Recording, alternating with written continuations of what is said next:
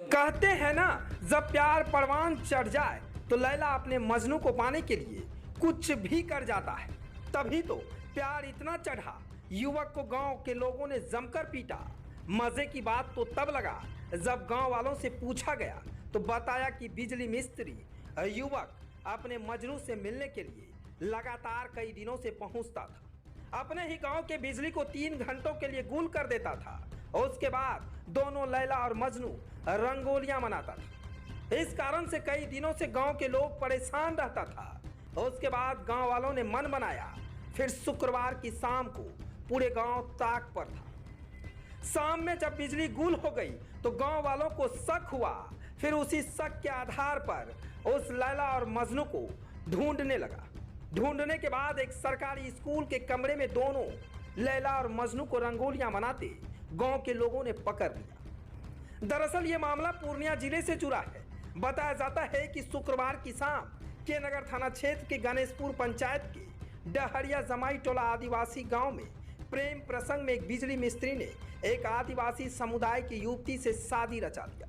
उक्त मिस्त्री ने अपनी पत्नी को शनिवार की सुबह अपने ससुराल से घर को लेकर चला गया।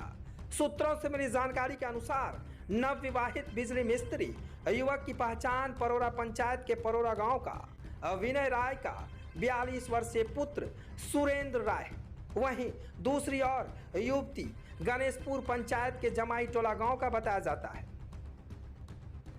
जाता है कि पिछले 5 वर्षों से बिजली मिस्त्री और गांव के ही वो लड़की से अवैध प्रेम प्रसंग चल रहा था। लड़का लड़की दोनों की शुक्रवार की शाम में ही लड़की पक्ष के लोगों ने आपत्तिजनक अवस्था में पकड़ा। और उसके बाद फिर क्या था, फिर गांव वालों ने दोनों लैला मजनू को जमकर पीटा। उसके बाद दोनों लैला मजनू को गांव वालों ने सबसे पहले जमकर पिटाई किया। फिर दोनों को बाल मुंडन कराकर लड़के को गले में जूता चप्पल का हार पहनाया।